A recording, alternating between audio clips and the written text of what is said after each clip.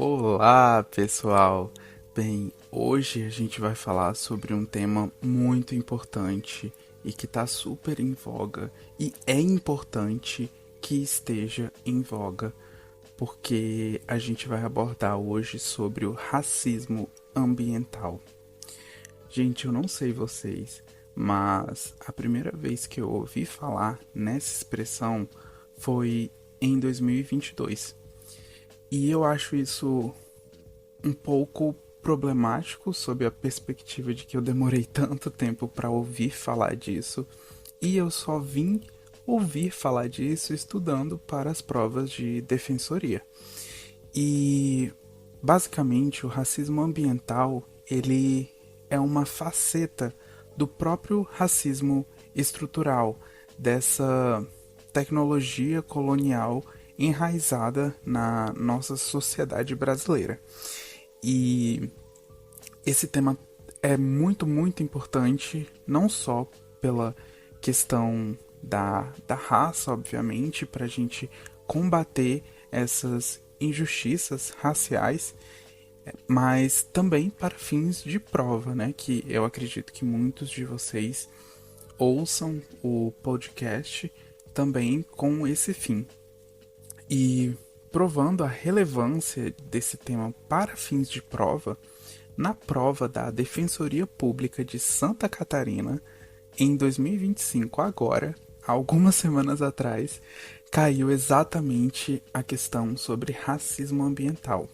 A questão, ela pedia para que fosse assinalada a alternativa correta. Eu não vou ler as outras aqui, mas a alternativa correta, ela versa exatamente sobre o conceito do racismo ambiental. Ela diz assim: racismo ambiental pode ser definido como as injustiças ambientais. Meu Deus, desculpa, gente, não vai ter corte aqui, mas eu me enrolei um pouco. Vamos lá, novamente, força. Racismo ambiental pode ser definido como as injustiças ambientais, como no caso das catástrofes climáticas que afetam de forma mais incisiva populações vulneráveis, como negras, indígenas e ribeirinhas. Essa, como eu falei, foi a alternativa considerada correta nessa prova. E eu fiz essa prova, gente. Eu acertei essa questão. E eu fico muito feliz de falar isso. Não por questão de querer demonstrar que eu sei nem nada, mas é porque eu acredito que qualquer conquista você tá legitimado a comemorar. E, enfim. Ahn, Agora que entrando mais especificamente, aprofundando esse tema, eu vou utilizar um artigo que está presente numa apostila, ou melhor, num relatório do Conectas. O Conectas é uma instituição que aborda temas de direitos humanos, atua na defesa dos direitos humanos. Esse que eu estou utilizando como base aqui para esse podcast tem 108 páginas, mas é meio que um compilado assim de vários artigos, e dentre esses artigos tem esse artigo que traz o conceito do racismo ambiental. O autor do artigo, ele está envolvido em controvérsias, mas é inegável que ele contribuiu bastante para evidenciar e para letrar a sociedade, trazer esse letramento racial, a atenção para o racismo. Esse artigo é do Silvio Almeida. Ele aborda essa questão da tecnologia de colonialismo contra os povos vulneráveis, prejudicando principalmente as pessoas pretas, indígenas, quilombolas, ribeirinhas e todos os demais grupos minoritários que ocupam a base da pirâmide social. Ele avisa e alerta que precisamos romper com a cisão criada numa sociedade desigual e criar novos marcos civilizatórios que coloquem sujeitos historicamente subalternizados como protagonistas do debate, fortalecendo sua resistência. Deixa eu reformular isso, gente, porque senão vai ficar confuso. Ele fala da resistência e não só, e isso aqui eu achei genial, a reexistência, no sentido de reexistir, existir, entendeu? Eu achei essa sacada genial, porque é exatamente isso, né?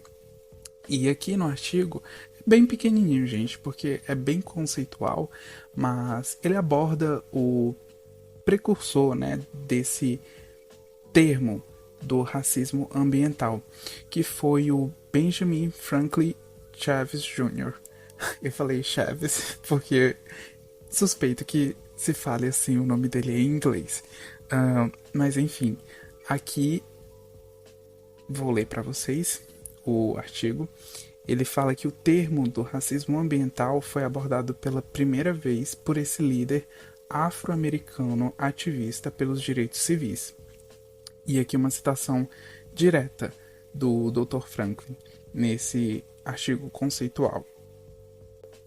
Racismo ambiental é a discriminação racial na elaboração de políticas ambientais, aplicação de regulamentos e leis, direcionamento deliberado de comunidades negras para instalações de resíduos tóxicos, sanção oficial da presença de venenos e poluentes com risco de vida a comunidades e exclusão de pessoas negras da liderança dos movimentos ecológicos.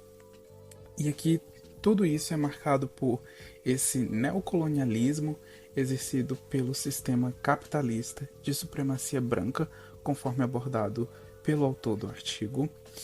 E ele fala que já passou da hora de construir essa atuação ambientalista que seja intrinsecamente antirracista. E aqui eu até grifei de uma cor mais forte, porque olha só, gente, o que foi escrito. Genocídio não é só a morte por tiro, mas é toda a lógica de exclusão baseada na nossa identidade racial que faz com que a minha vida seja descartada dentro do sistema. Eu achei isso impactante. E agora, saindo aqui do artigo, com base em vozes da minha cabeça, mas essas vozes têm uma base de estudo por trás. Gente, basicamente o racismo ambiental aborda essa questão da vulnerabilidade ambiental desses grupos minoritários e historicamente marginalizados, como por exemplo a população negra, porque, por exemplo, a partir de vários estudos constata-se que as pessoas mais afetadas por catástrofes ambientais, por exemplo, são em sua maioria a população negra. E é basicamente isso, galera. É uma rapidinha aqui de um assunto super relevante e eu espero que eu possa ter contribuído para a apreensão desse conceito por vocês e espero que vocês também ajudem a difundir se vocês acharam útil esse episódio. E mesmo não compartilhando o episódio, eu acho que o conceito de racismo ambiental deve reverberar ainda mais forte na nossa sociedade, e eu achei super importante que a Defensoria Pública de Santa Catarina tenha trazido essa questão logo numa primeira fase, porque a gente sabe também, né, que tem muita gente que vai fazer a prova ali, às vezes é a primeira prova de defensoria, ou não é um concurseiro de defensoria, pode não estar familiarizado com esse conceito, e a pessoa vai lá e dá de cara com ele. Então, assim, super importante, e é isso, galera. Abraços verdes e até o próximo episódio.